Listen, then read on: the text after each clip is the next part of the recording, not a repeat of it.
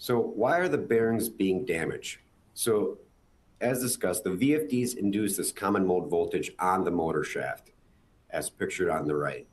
This voltage and current passes from the motor shaft to ground and usually discharges through the drive-in bearings. So these discharges cause the pitting, fluting, and eventual bearing failure, which lead to costly repairs. So accumulated voltage obviously seeks the path of least resistance to ground. And this often, again, happens right through the ball bearings. And generally speaking, discharges greater than 3 volts will cause bearing damage. So we're going to discuss the ESA shaft voltage thresholds. The general guidelines are anything under 3 volts is generally considered acceptable. We have done a tremendous amount of testing here at Hellwig, and we've seen on some motors, depending on the size, anything 2 volts or over, we've seen cause bearing damage.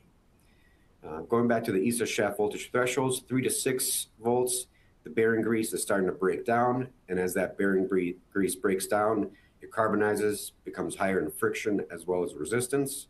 And then anything over 6 volts, arcing can certainly occur. The source is the ESA Update Technical Service Committee Bearing Currents Task Group Summary Report by Tom Bishop. So here are the common signs of bearing failure.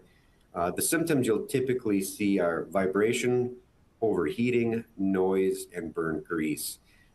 There's been a lot of places I've been to, a lot of plants that sometimes you just walk into the door and you hear those motors whine, and you know right away that that's the bearings. So you do this often enough, you get to understand the pitch and the frequency of those whines, and you can relate it back to, okay, yeah, that bearing is shot and needs to be replaced. And again, the results are frequent downtime, loss in production, and very costly repairs. So what does electric bearing erosion look like?